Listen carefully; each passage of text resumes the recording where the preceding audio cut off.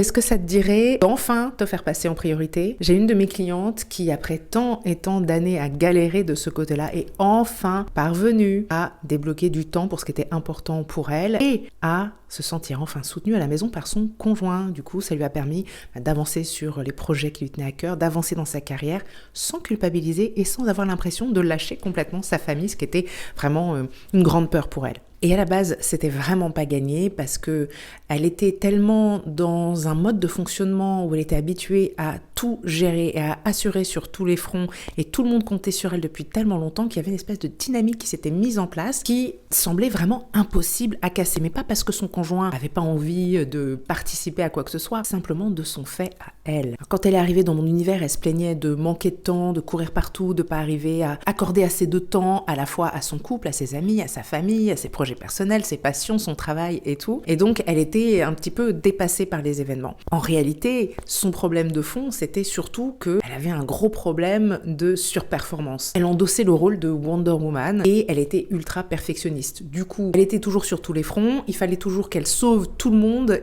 sauf elle-même.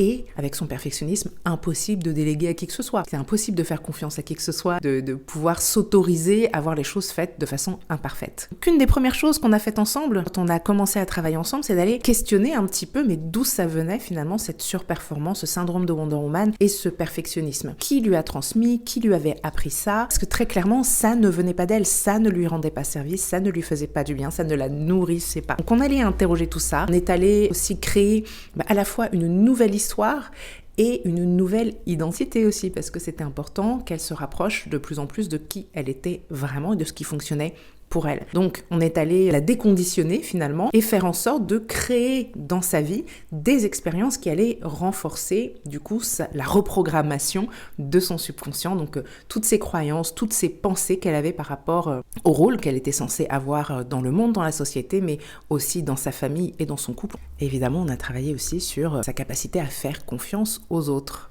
Résultat, elle a été capable de changer d'identité pour devenir vraiment pleinement elle-même. Et surtout, elle a été capable enfin de prendre du temps pour elle, de s'accorder du temps à elle, d'accorder du temps à ses projets. Et sur tous les plans, elle a gagné une liberté incroyable, une sensation réellement de légèreté. Si j'ai pu l'aider à ce point dans cette problématique, c'est parce que j'ai vu très très clairement dans ce qu'elle me relatait les points qui relevaient vraiment de la croyance, de la carte du monde héritée probablement de la famille, et ça s'est confirmé. Et une fois que j'ai mis le doigt dessus, je l'ai fait creuser. Et je l'ai challengé pour lui permettre surtout de challenger ses croyances et de changer sa perception d'elle-même, sa perception du monde, et gagner en confiance aussi dans le fait que rien n'allait s'effondrer en changeant de mode de fonctionnement. Donc si toi aussi tu as envie de te faire un peu plus passer en priorité, d'avoir du temps pour toi, pour tes projets, pour ce qui te tient vraiment à cœur, je suis là pour toi. Il faudrait absolument que tu rejoignes le cercle. Toutes les informations sont sur mon profil.